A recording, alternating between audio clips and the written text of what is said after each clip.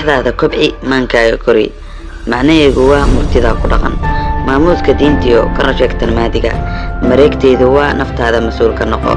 mansabkaaga ha seegin maskax eebba ku siiyana maqaamkeeda ha diidin kor u qaadaha kaabaha bulshada maan kobci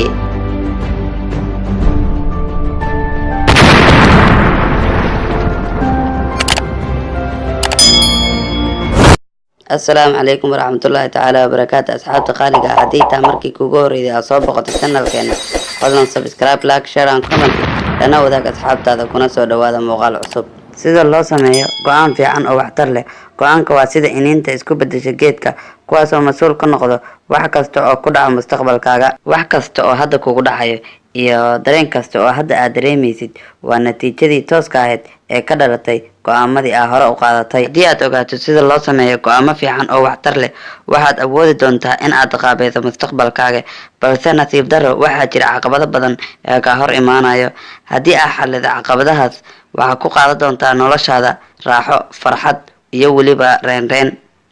taasna waa mid aan hadda kugula wadaagayo fiidiyowgan haddaba ogow 5 tilaabood oo kaa caawinaya in aad qaadato go'aan fiican lambar 1 weligaa go'aan ha qaadan adigoo dareenkaaga kacsan yahay ma ogtahay marka aad niyadaada ama dareenkaaga uu kacsan yahay in aad wada isticmaali karin awoodda maskaxdaada tusaale ahaan markaa xanaaqsan tahay waxaa maskaxdaada ka buuxsamayo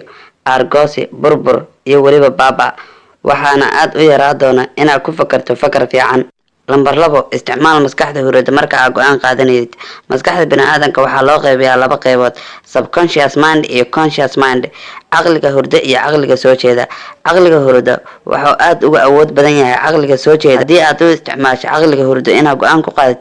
waxaa heli kartaa go'aamo aad u fiican saddex ururso xogta aad heli kartid mid ka mid ah waxyaabaha aad ugu muhiimsan ayaa waxay tahay inaad raadiso xog isku day inaad urursato xogta aad heli kartid markaa go'aan sameynaysid lambar 4 sawirashada iyo go'aan qaadashada si sawiro natiijada go'aanka ka dhalanaysa kahor inta aadan qaadan go'aan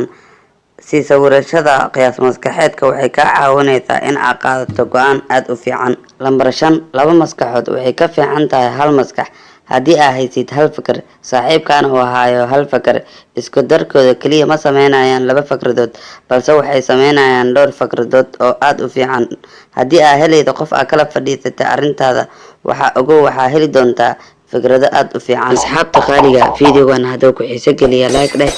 hana hilmaamin inaad subscribe noo dhahdo channelka tani fiidiyowgan fiidiyow ku xiga intaa kulmi doona sidaa iyo nabadgelyo